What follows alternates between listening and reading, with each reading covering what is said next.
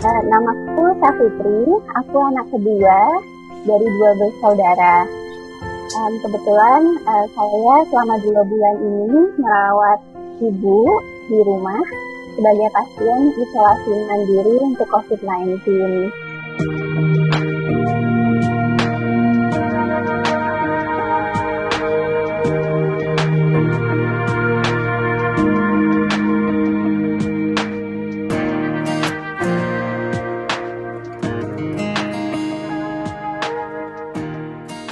Ibu bernama Kensi Barliah, umur 62 tahun.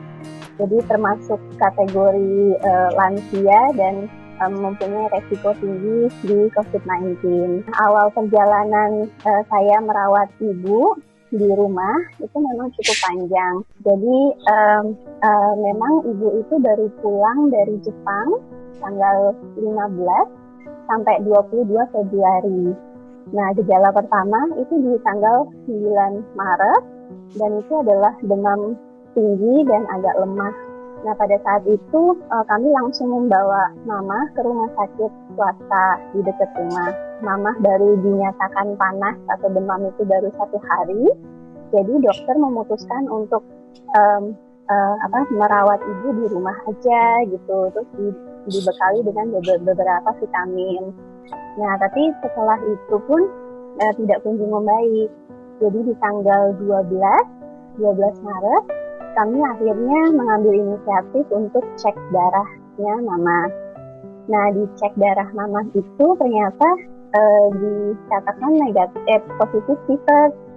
Nah, karena tifus, akhirnya mama itu dibekali dengan beberapa antibiotik dan vitamin. Tapi setelah meminum antibiotik dan vitamin itu ternyata tidak kunjung sembuh juga. Akhirnya di tanggal 14 itu kami kembali lagi ke rumah sakit, tapi ke rumah sakit yang lain untuk second opinion. Nah, di situ tetap dibilang kalau itu positif tifus. Dirawat lagi di rumah dengan dibekali obat dengan dosis yang lebih tinggi.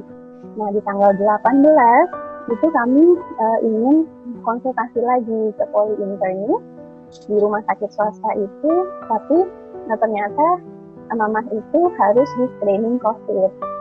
Pertama itu diambil lab darah, terus yang kedua itu adalah foto ronsen untuk toraks, dan yang ketiga langsung di CT scan juga untuk toraks. Nah, setelah 3 pemeriksaan itu, terus dengan ada dokter internis, ada dokter jaga UGD, sama dokter paru, akhirnya dinyatakan bahwa mama termasuk yang PDP untuk COVID. Nah, ketika mama dinyatakan seperti itu, pihak rumah sakit swasta ini langsung menyatakan bahwa mama harus diisolasi. Tapi di rumah sakit tersebut itu belum menyediakan fasilitas isolasi. Akhirnya di hari pertama itu mama tidak mendapatkan rumah sakit rujukan dan diinapkan di UGD. Nah, hari kedua mama langsung di swab di rumah sakit. Jadi itu tanggal 19 Maret.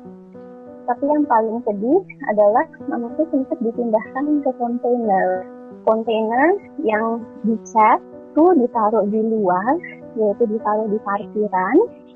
Dengan tidak ada kamar mandi di dalam, jadi kamar mandi itu harus istilahnya pasiennya harus keluar dari ruang isolasi untuk ke kamar mandi security. Jujur ini satu hal yang sangat miris gitu loh untuk saya pribadi. Bukannya apa-apa, saya juga tahu, saya sebagai keluarga pasien juga tahu bahwa ya inilah kegawatannya negara gitu loh. Dan pada saat itu we don't have any choices sih sebenarnya gitu. Terus ya, akhirnya ya sudah lah gitu. Saya pribadi akhirnya keluar masuk ruangan isolasi. Itu jujur memang resiko. Saya merasa inilah perannya saya sebagai seorang anak, di mana saya memang harus menjaga ibu gitu. Setidaknya ada seseorang yang menjelaskan ke Mama bahwa kondisinya seperti ini gitu. Itu adalah saat-saat yang cukup berat bagi Mama pada saat itu gitu. Satu hal yang saya ingat sekali waktu itu Mama sempat bilang kayak, Dek, ini tempat aku sih, kok kayaknya Mama dibuang gitu.